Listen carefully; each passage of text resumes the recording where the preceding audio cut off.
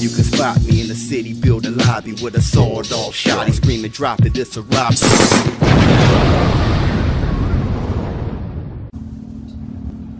What's up, my people? This is ShowBizz, the adult. Alright, man. Canelo is clean. Canelo's clean. Now, I know I haven't gotten this video to you yet. When I heard the news, I was preparing to do my Nerd Alert video. That took a while to get done. Canelo's clean. They took strand of hair, tested it. You can depend on the results from the hair sample over the urine sample and stuff like that. So the guy's clean. I was wrong. You were wrong! You are wrong! The guy was eating tainted meat, man. I mean, look, it is what it is, man. I'm not afraid to say I was wrong. I thought the dude was a cheat. Canelo, obviously, okay, he passed the test, and he's clean. All right, he's clean. Now, this is how I feel about Canelo. Look, man, go to 154. Go to 154. Don't try to reign at 160. Go to 154, man. What's going on in 154 is crazy. Okay, Amir Khan doing his thing, Kell Brook doing his thing, the Charlo doing his thing, her doing his thing. That's where he should be. This 160 thing to fight Triple G, yeah, you know what I'm saying. And as for Triple G, let's move over to Charlo against Danny Jacobs. Danny Jacobs had a knife fight. He had a war, all right? And according to Danny Jacobs, he probably should have boxed more. He definitely should have used the jab more. But he was trying to make a statement. And in trying to do so, he was in a war that he pulled out, okay? Now, he called out Charlo afterwards.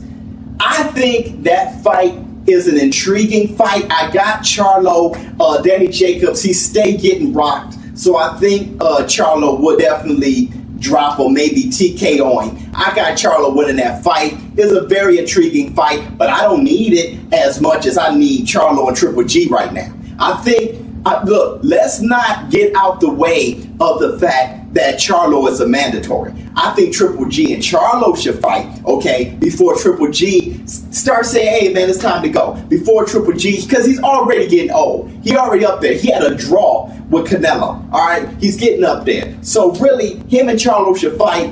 Whoever wins that or whatever. If Charlo wins, then you can fight Danny Jacobs. But I just think that right now, the fight that should happen is Charlo and Triple G. And I'm going to tell you something else, man. I'm going to tell you, and I may be on the minority of this, all right? I may not be on the majority of this idea, but Triple G to me ain't proved enough.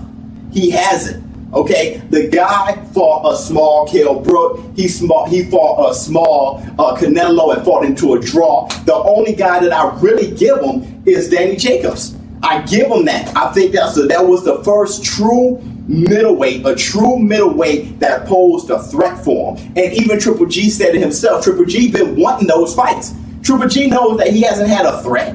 And then he fought Kell Brook. He hasn't had a threat. So after he fought Danny Jacobs, even he said in the post-interview, hey, this is what I wanted. It's his team that's keeping him away from actually being great. Triple G needs to fight a Charlo, man. He needs to fight these guys that pose a true threat. Don't look down at a Canelo. You know what I'm saying? And to fight him to a draw, that's embarrassing, man. Look, check this out. Fight a Charlo. Fight a big, true middleweight that has skill, has some talent, true skill and talent, not a rugged middleweight. I'm talking about some skill and some talent. Because really, Triple G, in order for you to be seen with the Monzones, be seen with the Hagglers, you know, stuff, the Lamadas, stuff like that, man, you need to have guys under your belt outside of a small Canelo. You need to have some guys under your belt outside of Danny Jacobs, man. You need like something that is impactful, some war, some legacy to say, hey, man, this dude fought, you know, Charlo 3 times, man. Like, you need something so you can plant your foot, say I was here, because you can get Joe Calzaghe. You can get Joe Calzaghe. Can you imagine if Joe Calzaghe didn't stay over there? If Joe Calzaghe came over and he fought James Toney when James Toney was sitting right here, when he fought Roy Jones in his prime, or fought B-Hop in his prime, fought these guys, man.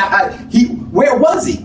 Where was he? He's the same age Where was he when all these guys were mixing it up? Where was he? You know what I'm saying? So he retires undefeated, and he ain't even seen as a legend. He's alright, but he's not real. Why? He had all the skill in the world, but he didn't come over early enough. He came over late. And that's the only thing that's wrong with Lennox Lewis.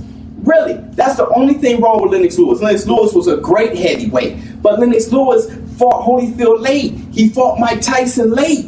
You know what I'm saying? So Triple G, he needs to hurry up and get these fights under his belt because the sand is running out. So look, for Charlo, Danny, that's cute. Hey, they both young and they can get there. But as of right now, Triple G, he already dang near about to get stripped from his IBF title. Hey, we need that Charlo and Triple G. Fight your mandatory. ShowBizz the adult. I'm out. Spot me in the city, build a lobby with a sawed-off shot. He screaming, drop it, this a robbery.